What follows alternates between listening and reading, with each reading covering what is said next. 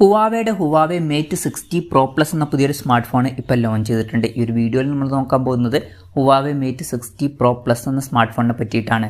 ആദ്യം നമ്മൾ ഫീച്ചേഴ്സും കാര്യങ്ങളൊക്കെ നോക്കുകയാണെന്നുണ്ടെങ്കിൽ ഈ ഒരു ഫോണിൽ 6.82 ഇഞ്ചിൻ്റെ ഡിസ്പ്ലേ ആണ് കൊടുത്തിരിക്കുന്നത്.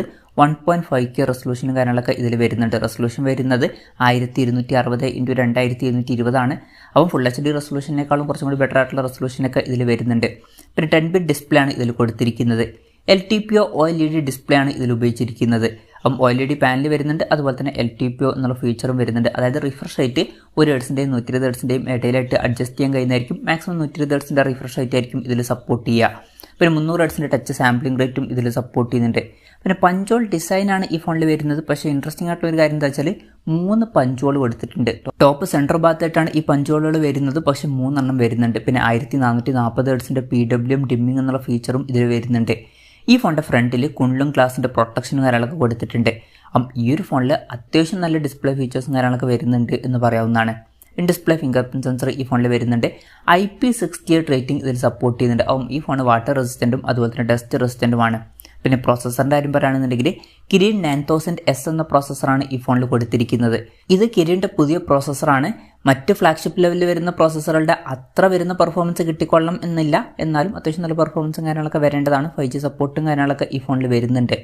ഈ ഫോണിൻ്റെ ബേസ് വേരിയൻറ്റിൽ തന്നെ 16GB റാമും 512GB ഇൻറ്റേർണലും കൊടുത്തിട്ടുണ്ട്. 16GB റാമും 1TB ഇൻറ്റേർണലുമായിട്ട് വരുന്ന ഒരു വെർഷനും വരുന്നുണ്ട്. പിന്നെ മെമ്മറി കാർഡ് സ്ലോട്ടും കാര്യങ്ങളൊക്കെ ഇതിൽ കൊടുത്തിട്ടുണ്ട്. NM കാർഡാണ് ഇതിൽ വരുന്നത്.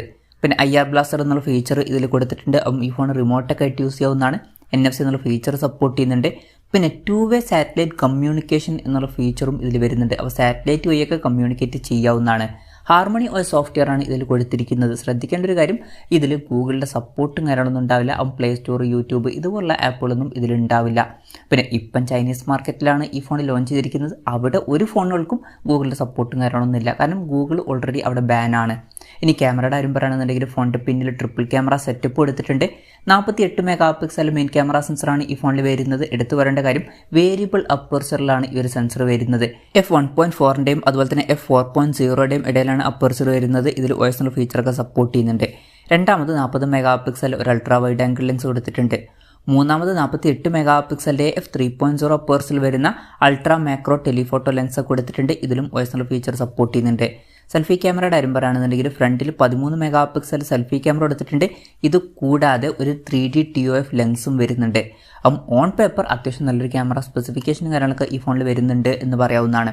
ബാറ്ററിയുടെ കാര്യം പറയുകയാണെന്നുണ്ടെങ്കിൽ 5000 mAh ബാറ്ററി ഇതിൽ കൊടുത്തിട്ടുണ്ട്. അതുമാത്രമല്ല 88 വാട്ടിൻ്റെ ഫാസ്റ്റ് ചാർജിങ് സപ്പോർട്ട് ചെയ്യുന്നുണ്ട്.